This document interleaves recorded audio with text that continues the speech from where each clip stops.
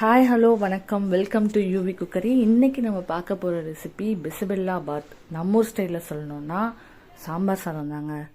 அதுக்கு நம்ம ஃப்ரெஷ்ஷாக மசாலா அரைச்சி செய்ய போகிறோம். அப்போ தான் அது கமன்னு இருக்கும். வாங்க எப்படி செய்யலான்னு பார்க்கலாம். இதுக்கு தேவையான பொருட்கள் என்னென்ன எவ்வளோன்னு சொல்லிட்டு நான் டிஸ்கிரிப்ஷனில் கொடுக்குறேன், அதை நீங்கள் பார்த்துக்கோங்க. இப்போ ஒரு வானலியில் கொஞ்சமாக எண்ணெய் சேர்த்துட்டு இந்த மசாலா ஐட்டம் எல்லாத்தையும் போட்டு வறுத்து எடுத்துக்கலாம். இதில் என்ன ஒரு முக்கியமான விஷயம்னா, இதில் எதுவுமே தீஞ்சிடக்கூடாது. ஸோ மீடியம் ஃப்ளேமில் பார்த்து பொறுமையாக எல்லாத்தையும் வறுத்து எடுத்துக்கோங்க. ஸோ எல்லா மசாலாவையும் வறுத்து எடுத்துட்டு கடைசியாக தேங்காய் போட்டு வறுத்து எடுத்துக்கோங்க. எடுத்துகிட்டு அது ஒரு மிக்சி ஜாரில் மாற்றி நம்ம அரைச்சி எடுத்துக்கலாம்.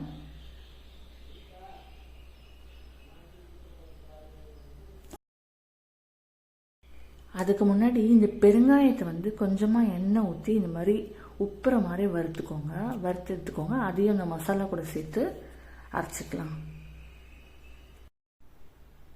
பாருங்கள், நம்ம மசாலாவை அரைச்சி எடுத்துகிட்டு வந்தாச்சு. அதோட டெக்ஸ்சர் ரொம்ப குறக்குறன்னு இருக்கக்கூடாது, லைட்டாக குறக்குறன்னு தான் இருக்கும். பாருங்கள் எப்படி இருக்குன்னு. ஸோ அது ஒரு ஓரமாக இருக்கட்டும். நம்ம இப்போ அரிசியும் பருப்பையும் எடுத்து களைஞ்சி ஒரு அரை மணி நேரம் ஊற வச்சுக்கலாம். 3 டம்ளர் அரிசிக்கு 1 டம்ளர் துவரம்பருப்பு நான் சேர்த்துருக்கேன். நீங்களும் அந்த மாதிரி சேர்த்துக்கோங்க. இது ஒரு 6லேருந்து 7 பேர் சாப்பிட்லாம். அந்தளவுக்கு தான் நம்ம இன்றைக்கி செய்கிறோம். ஸோ இதை களைஞ்சி எடுத்து ஊற வச்சுட்டு இதுக்கு தேவையான காய்கறிகள்லாம் நம்ம கட் பண்ணி எடுத்துக்கலாம். கட் பண்ணி எடுத்துகிட்டு வதக்கி கொண்டு வரும்போது சாதமும் பருப்பும் 1/2 hour கிட்ட ஊறி இருக்கும். ஸோ பாருங்கள், நமக்கு இதுக்கு தேவையான காய்கறிலாம் கட் பண்ணி ரெடியாக வச்சாச்சு. இப்போ இந்த அரிசி பருப்பில் ஊற வச்ச தண்ணி இருக்கு இல்லையா, அந்த தண்ணியில் நம்ம எடுத்து வச்சுருக்க புளியை சேர்த்து ஊற வச்சுக்கலாம். அந்த தண்ணியை நம்ம வேஸ்ட் பண்ண வேண்டாம். அதுக்காக இப்போது நம்ம பிசிபெல்லாபாத் செய்யறதுக்காக ஒரு பெரிய பாத்திரம் ஒன்று எடுத்துக்க போகிறோம். அதில் எண்ணெய், நெய் 2 சேர்த்துட்டு நம்ம நறுக்கி வச்சுருக்கோம் இல்லையா, அந்த காய்கறியெல்லாம் ஒரு வதக்கிக்க போகிறோம்.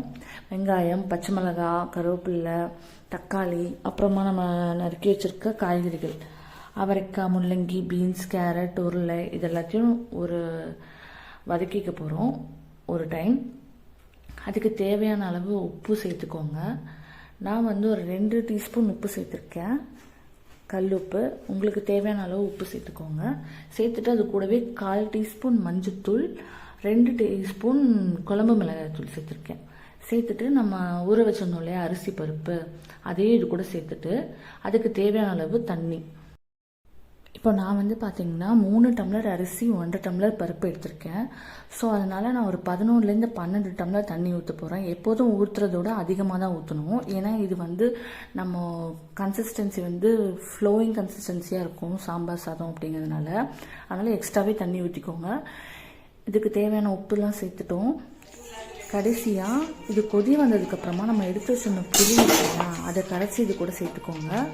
லாஸ்ட்டாக மாங்காவை போட்டு ஹை ஃப்ளேமில் ஒரே ஒரு விசில் வச்சு எடுத்துக்கோங்க. ஏன்னா நம்ம கொதிக்கும் போதே பாயில் ஆகிருக்கும், பாதி பாயில் ஆகிருக்கும். ஸோ அதனால் ஒரு விசில் வச்சு எடுத்தால் போதும்.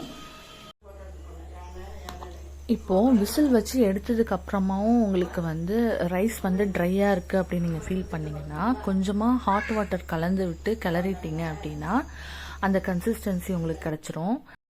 இப்போ நம்ம தாளிச்சிக்கலாம்.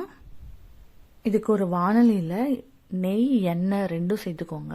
சேர்த்துட்டு கடுகு, வெந்தயம், 2 காஞ்ச மிளகாய், நைஸாக நறுக்கி வச்சிருந்த ஒரு பெரிய வெங்காயம், கொஞ்சமாக கருவேப்பிலை சேர்த்துட்டு நல்லா தாளிச்சுக்கோங்க.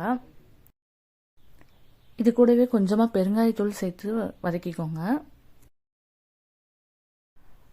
பாருங்கள், பார்க்கவே இவ்வளோ சூப்பராக இருக்குன்னு. அவ்வளோதான், நம்ம கிளறி விட்டோம் அப்படின்னா நம்மளோட பிசிபெல்லாபாத் ரெடி ஆயிடுச்சு. ஃபைனலாக கொத்தமல்லி தூவி இறக்கிட்டு சர்வ் பண்ணுங்கள். நீங்களும் சாப்பிட்டு பாருங்கள். சாப்பிட்டு பார்த்துட்டு உங்கள் ஃபீட்பேக் ஷேர் பண்ணுங்கள். கண்டிப்பாக அல்டிமேட்டாக இருக்கும். தேங்க்யூ ஃபார் வாட்சிங்.